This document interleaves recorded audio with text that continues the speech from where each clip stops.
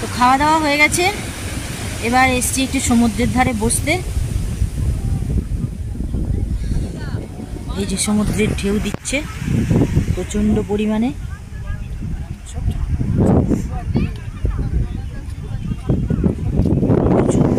চান করছে, ওগুলো যে লাইন দেখতে পাচ্ছ ওগুলো লাইন নয়, ওগুলো মানুষে চান করছে।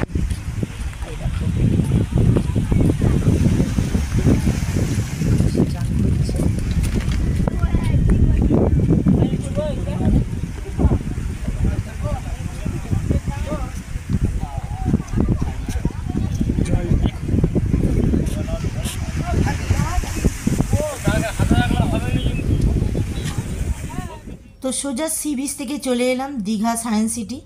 সায়েন্স সিটিতে প্রথমে তো মা আর শাশুড়ি মা বললো ঢুকবো না, কিন্তু ভেতরে ঢুকে বেশ ভালোই লেগেছে। ভুলভুলাইয়া তো দারুণ লেগেছে, চলো দেখতে থাকো।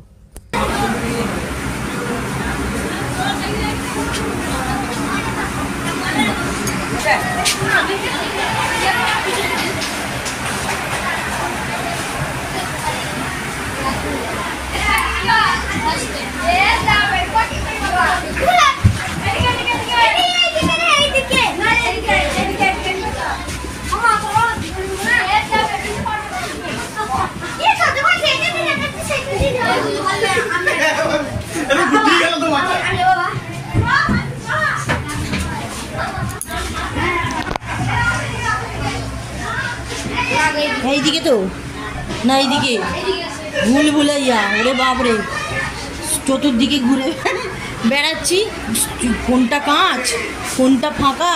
এই যে বেরিয়েছে, আমার ছেলে জানে বলে বার করে দিবে, তাহলে কোনটা কাঁচ কোনটা ফাঁকা বুঝতেই পারছি না। এটা কি? হ্যাঁ, ওরকম করতে হয় না।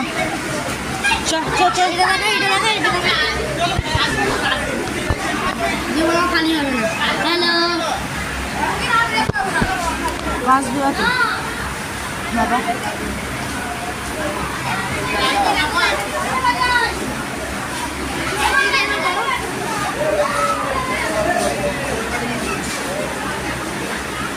এইটা কি? এইটা কি দেখো, কি এটা?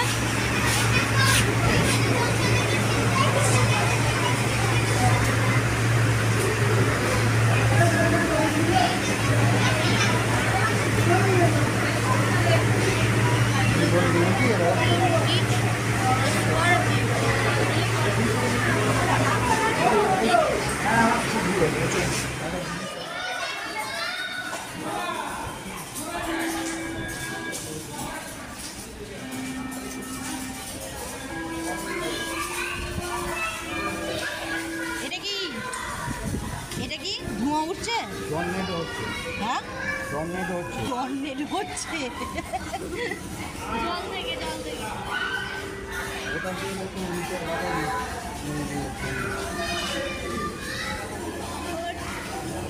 এবারে জোর হচ্ছে না।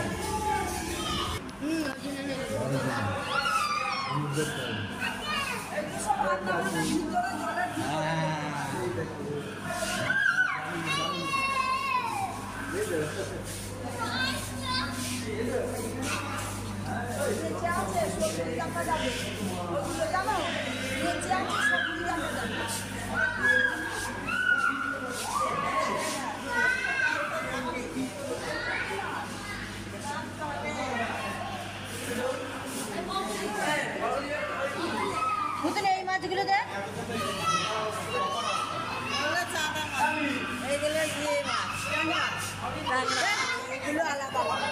অ্যাকোয়ারিয়ামের মাছ, এমনি মাছ।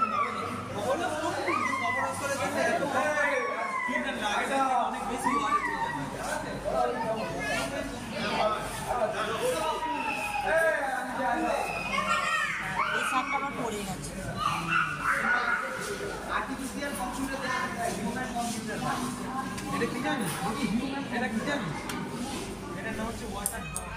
এটা হচ্ছে দীঘায় এলে এর দর্শন করতে হয় আর কি।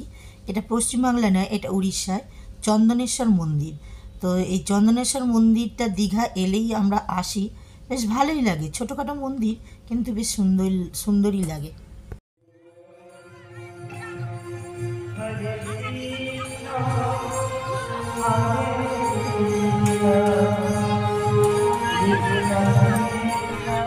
তো সন্ধেবেলা চলে এসেছি নিউ দীঘায়। তো বাড়ি থেকেই প্ল্যান করে এসেছিলাম যে নিউ দীঘায় সন্ধেবেলা বসে বসে মাছ খাবো। তো চলে এসেছি মাছের দোকানে, অনেকগুলো মাছের দোকানই আছে, এই দোকানটা এলাম। এই যে চিংড়ি আছে, ছোট মাঝারি বড়, ওখানে পমফ্রেট আছে, আর অক্টোপাস আছে, ইলিশ, সব ধরনের মাছই আছে। কিন্তু আমরা খেয়েছি এই চিতল মাছটা, 4 জনে খেয়েছি, আমার মা খায়নি, শাশুড়ি মা, ছেলে, হাজব্যান্ড আর আমি। এখানটা একটু ঘুরে বেড়াচ্ছিলাম, তো ভেবেছিলাম যে সাউন্ডটা দেবো, কিন্তু গান হচ্ছিল বলে আর সাউন্ডটা দিতে পারিনি। তো ওদিকে আমার ছেলে খাচ্ছে ভেলপুরি, মা খাচ্ছে, মা আর ড্রাইভার খাচ্ছে ঝালমুড়ি, আর আমি মায়ের জন্য পান নিতে এসেছি, এই যে পান নিতে এসেছি। ঠিক আছে, আজকের ব্লগটা এখানেই শেষ করে দিচ্ছি। বেশি বড় ব্লগ আমি দিই না, ছোট ছোট ব্লগই দিচ্ছি, তোমরা তো দেখতেই পাচ্ছ। এটা হচ্ছে দীঘার সেকেন্ড পার্ট, থার্ড পার্ট নিয়েও খুব তাড়াতাড়ি আসছি। সঙ্গে থাকো, দেখতে থাকো।